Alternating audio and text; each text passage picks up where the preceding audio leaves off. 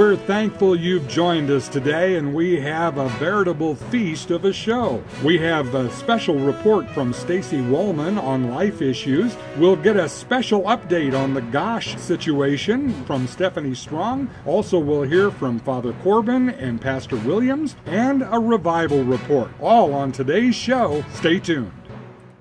Father Janusz Corbin was raised in communist Poland, in a country that has a government that despised the church and the things of God.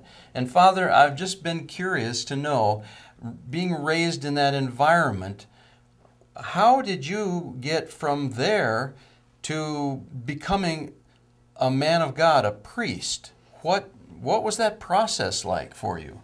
I could say that I was really inspired by priests, or, for example, Pope John Paul II. He became the Pope on August 1978, and I remember when we got the news, we were just jumping from unbelief that we have a Polish Pope under the Russian government.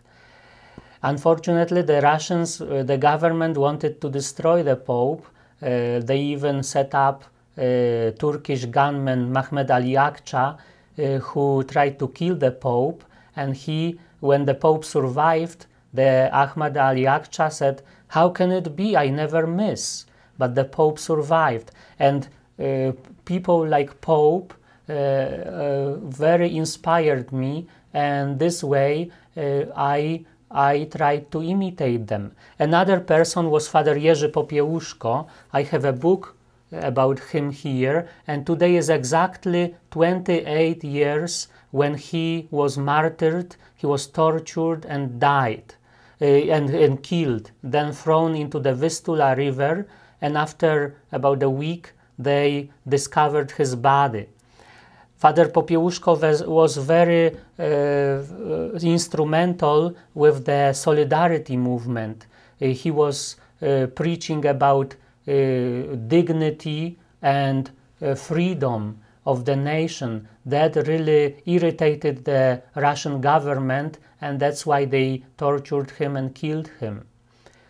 There is even a good movie about him, To Kill a Priest. So if you want to know his story, you can get the movie.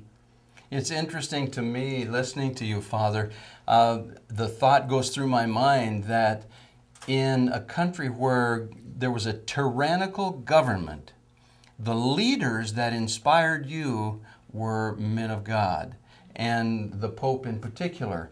And as we look in America today, I would suspect that if we were to talk about political things, you might even have some things to say about the lack of moral principle in many leaders in America.